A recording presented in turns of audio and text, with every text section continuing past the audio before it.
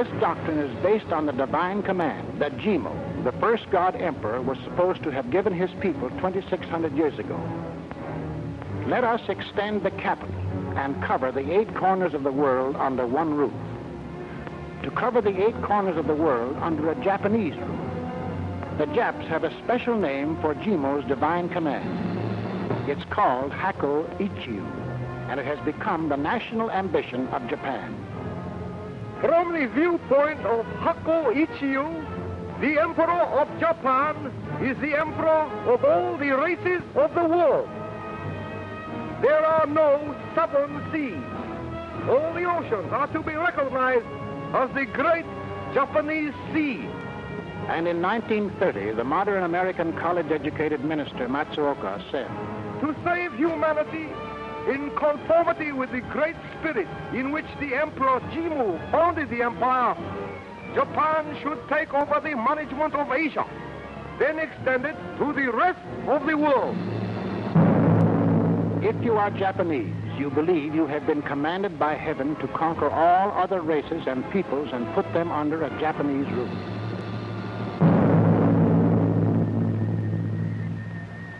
If you are Japanese, you believe the place of honor among the spirits is reserved for those who die in battle.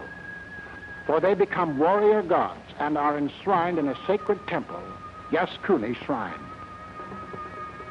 The names of soldiers killed in battle are written on little tablets and placed at night in the inner recesses of this most holy Yasukuni Shrine.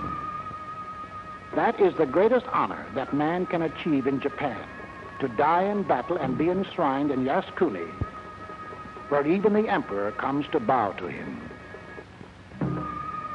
That's why soldiers, when saying goodbye to each other, often say, "See you in Yasukuni."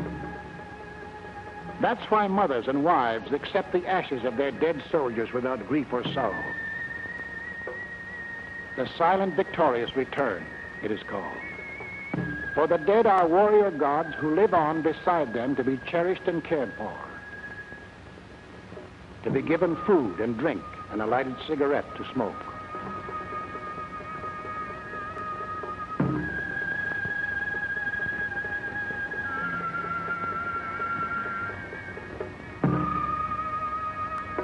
That's why Jap soldiers would rather be killed than surrender, for to be killed means they become warrior gods. To surrender means everlasting shame and dishonor to them and their family and all their ancestors. If you are Japanese, you believe these things implicitly. Banzai! Banzai! Banzai! But if you are not Japanese, what then is the real Japan? The Japan of the geographer, the anthropologist, and the historian. The Japan of which the Japanese themselves know little or nothing. The name Japan comes from 2 Chinese words, ji and pen, the literal translation of which is the land where the sun comes from. The Chinese called it that because Japan lay to the east.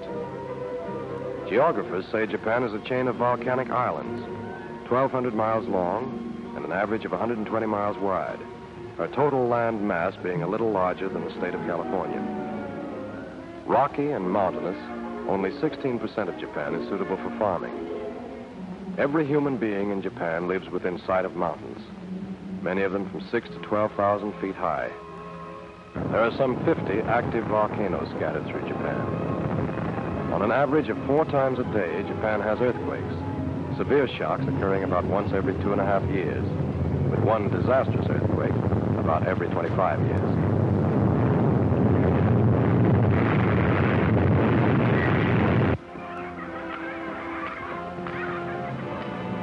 There are some 45 cities with a population of over 100,000, only 3 of which are beyond the range of 16-inch naval guns. Tokyo, the capital, with a population of 7,900,000, is the 3rd largest city in the world. And what of the people of Japan and their so-called divine origin? Anthropologists say the original inhabitants of the islands were a hairy barbarian people called Ainus. Later on, fierce Mongolian tribes moved in and began conquering the Ainus. Still later, other tribes from many sources arrived on the scene. The fusion of all these tribes and races resulted in the Japanese of today, not of one pure blood, but of a well-mixed plasma cocktail of Ainu, Mongol, Manchu, Malaysian. Of the history of Japan, historians say that somewhere around the beginning of the Christian era, they elevated to leadership a chief, or high priest, in this case the emperor, who claimed to have an inside track with the gods. This evolved into Shintoism, and the emperor's son myth became the dominant religion. But the early emperors had little political power, for the islands were really divided into many independent and quarrelsome tribes, ruled over by powerful barons or daimyos. These daimyos each had large, well-paid private armies of warriors called samurai. The samurai were the important and privileged class, real aristocrats who lived off the fat of the land without working. As a badge of rank, they wore two swords, a short sword for committing harakiri when captured or disgraced, and a large two-handed sword they fought with. With this sword, it was their privilege to lop off heads, arms, or ears of the peasants, either for practice or amusement.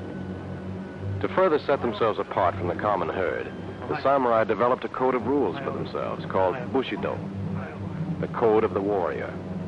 Bushido extolled absolute loyalty to one's superior and reckless bravery in battle.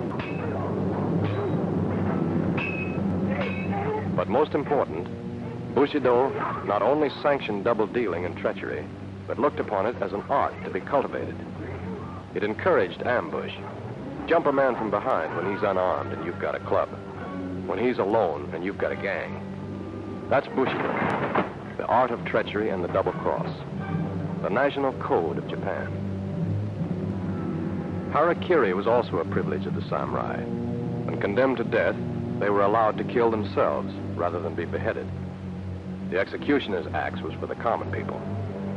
As a result, harakiri became an elaborate ceremony, a form of art that showed bravery and indifference to pain. A man's son or his best friend stood by with a big sword to chop his head off in case he lost his nerve.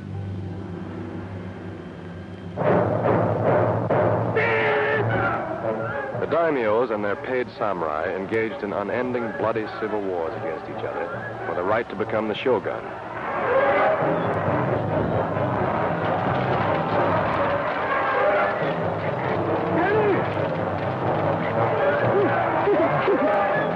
Being the shogun meant being top dog among all the daimyos, a dictator of dictators, ruling the islands in the name of the emperor, who was kept in the background as a religious figurehead.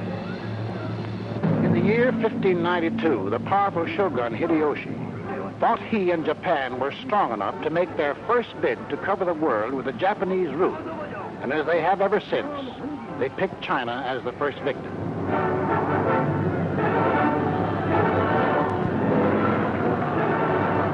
Hideyoshi invaded Korea, but Chinese from other provinces came to the aid of the Koreans. The Japs were stopped, and when Hideyoshi died suddenly, the invasion was called off. But they did a complete job of plunder, taking back with them all the wealth and art they could carry. They also brought back 30,000 pickled ears and noses of Chinese and Koreans killed in battle. These they buried in what is now known as the Ear Mound in the city of Kyoto.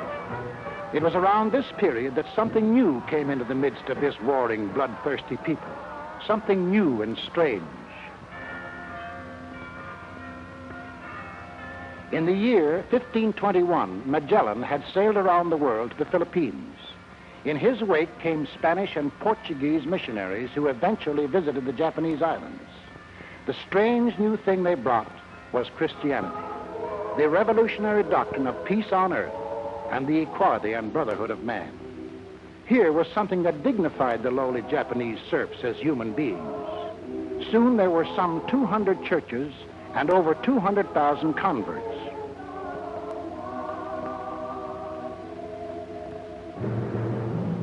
The warlords became frightful. These foreign medicine men were teaching tolerance, brotherly love, peace, and even equality. So they acted.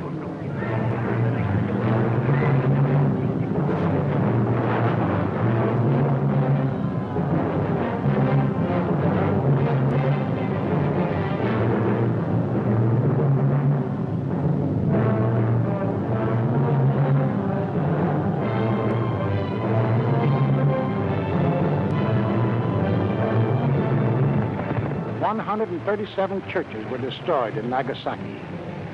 All Christian converts in Tokyo were burned at the stake. Throw out the West. Throw out its poisonous doctrine of peace. And with that, Japan closed its doors. No one could leave Japan. No one could enter. Foreign sailors shipwrecked on their shores were tortured and beheaded. For 200 years, Japan remained completely isolated. And in those 200 years, the world advanced more than it had in the previous 1,000 years. Voltaire lived, and Washington, Jefferson, Franklin, Pasteur. The Americans fought a revolution for the belief that all men were created equal. The French fought for liberty, equality, and fraternity. The power of steam was discovered, and the steamboat and steam engine began to narrow the oceans and continents. The telegraph was invented. China was opened up to the trade of the world. But during all this time, Japan was closed. No news reached her shores. She remained a nation blacked out from the rest of the world, still living in the Middle Ages. Then, in 1853, just 92 years ago, Commodore Perry's American fleet of 4 ships sailed into Yokohama, bearing a message from President Fillmore offering the hand of friendship and the interest of trade. The Japanese warlords woke with a shock from their 200 years of self-imposed isolation. They realized that the hairy white barbarian had machines and weapons that made him powerful. If the sons of heaven were to rule the earth, their spears and swords would be of little avail. Also, they realized how weak and divided they really were compared to Western nations. Hastily, the feuding barons stopped fighting among themselves and joined together. But they needed a central figure around whom they could rally. Available was the God Emperor, who up to now had been more or less of a stooge. So, in 1868, the warlords did away with the position of shogun and elevated Emperor Meiji to supreme dictatorship over all Japan, reserving for themselves and themselves alone the right to speak for him and to guide his policies, a position the warlords have hung on to ever since. Now for a strong military. The paid warriors, the samurai, were too few for a national army. So they introduced another revolutionary idea into Japanese life. The sons of peasants were suddenly permitted the great privilege of bearing arms. And it was a great privilege, for being a soldier almost meant being a noble. And to sell this program to the Jap masses, the warlords shrewdly used religion. They revised ancient Shintoism to suit their purpose and forced emperor worship, military glorification, and fanatic thoughts of conquest to be preached by all Shinto priests.